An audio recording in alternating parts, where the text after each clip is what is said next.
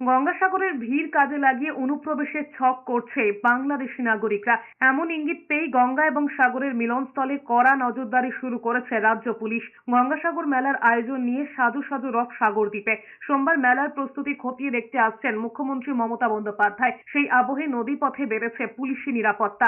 বাংলাদেশ থেকে যাতে কোনোভাবেই অবৈধ অনুপ্রবেশ না হয় সেই বিষয়ে কেন্দ্রীয় স্বরাষ্ট্র মন্ত্রক বার্তা পাঠিয়েছে রাজ্য সরকারকে। নবান্ন সূত্রে খবর, তারপর থেকেই অনুপ্রবেশ রুখতে বেশ কিছু সিদ্ধান্ত নিয়েছে রাজ্য পুলিশ প্রশাসন। তা করতে গিয়ে রাজ্য পুলিশ ইঙ্গিত পেয়েছে গঙ্গাসাগর মেলার ব্যস্ততার সুযোগ নিয়ে নদীপথে হতে পারে বেআইনি অনুপ্রবেশ, আর সেই আভাস পেয়েই বেড়েছে পুলিশি নিরাপত্তা। রাজ্যের তরফে মূলত এই দায়িত্ব দেওয়া হয়েছে সুন্দরবন জেলা পুলিশ প্রশাসনকে। রাজ্য পুলিশ সূত্রে খবর, সুন্দরবন জেলা পুলিশ প্রশাসনের ওই সাংবাদিক বৈঠকের মূল লক্ষ্য বাংলাদেশের অবৈধ অনুপ্রবেশকারীদের কড়া বার্তা পাঠানো।